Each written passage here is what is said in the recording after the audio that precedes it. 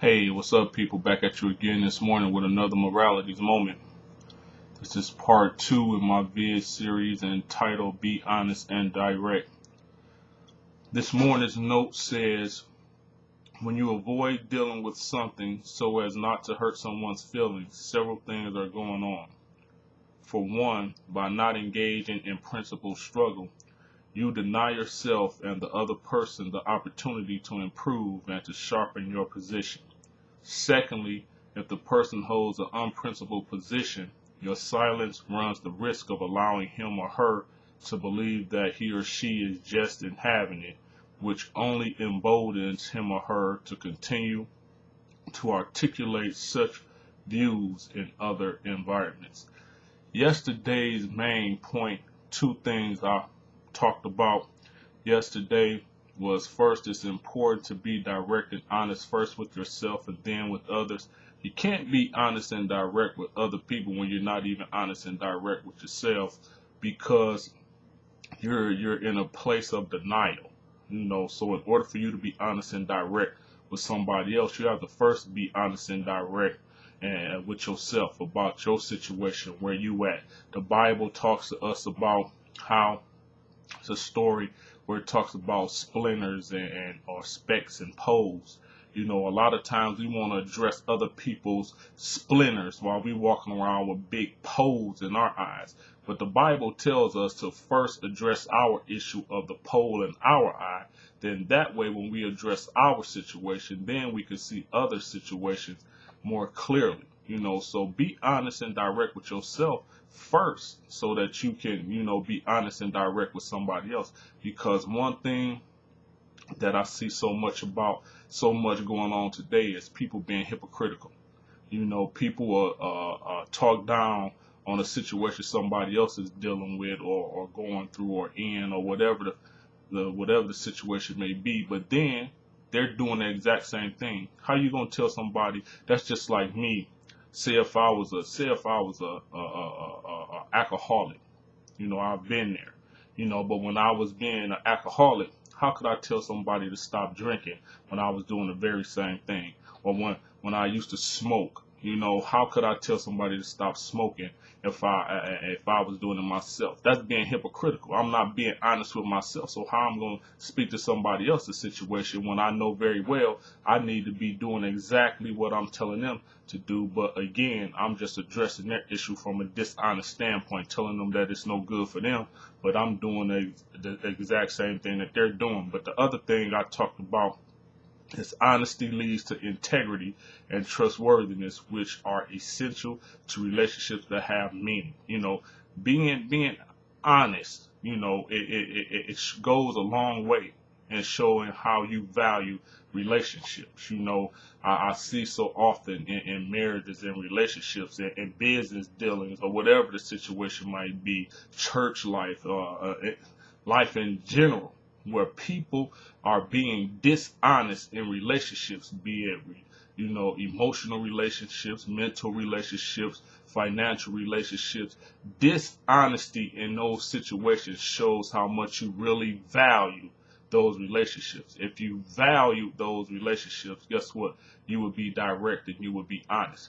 But going back to this morning, says when you avoid dealing with something so as not to hurt someone's feelings, several things are going on. A lot of times, and I realized this a long time ago, we're non-confrontational people. We don't like confrontation in society, in relationships, or whatever. For whatever reason, we don't like confrontation. I know we're supposed to try to live peaceable among all men, at all times, at all costs, you want to live peaceable. But there comes a time when some things have to be addressed. Sometimes you can't just walk away from situations, or circumstances without saying something, especially when you have a vested interest in the situation. You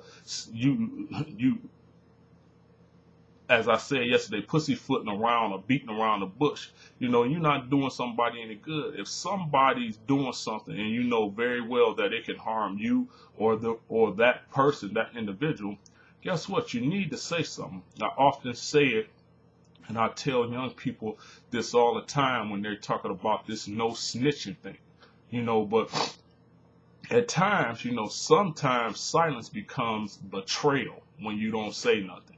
A prime example, and I use this often, is, what type of parent would I be if I saw one of my kids playing on the curb and I saw this truck barreling or flying down the street out of control, and I see them getting ready to step out in front of that truck, and could possibly lose their life. Better yet, they could lose their life, and I just sit there and watch it happen when I could have said something, or I could have got up and ran and saved them. That silence becomes betrayal, or better yet, sometimes it becomes deadly. So that's why I say sometimes you got to be direct and honest with people about their situations and what they're doing, especially if it's being detrimental or damaging to either you or their situation.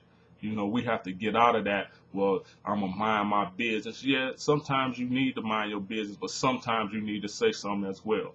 And then finally, it said, for one, by not engaging in principal struggle, meaning it's a basis for it, you deny yourself and the other person the opportunity to improve and sharpen your position. Sometimes you know why people feel like they doormats, because they don't say nothing.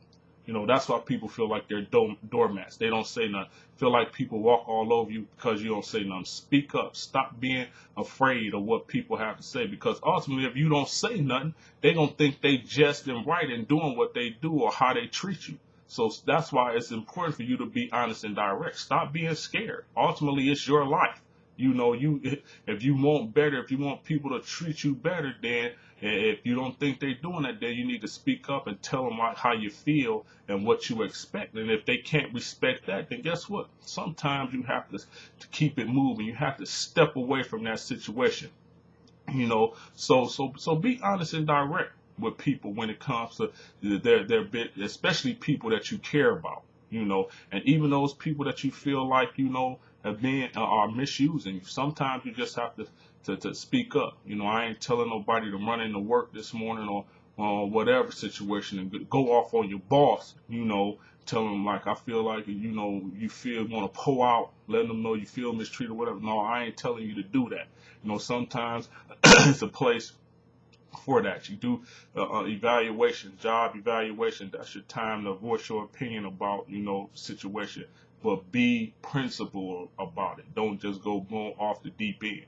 So again, start today being direct and honest with those in your life that you feel or should be direct and honest with. Be direct and honest in all of your dealings, be it business, relational, whatever it is. And just be honest and direct with yourself. So with that being said, hope you enjoyed this morning's morality moment. Peace, and I'm out.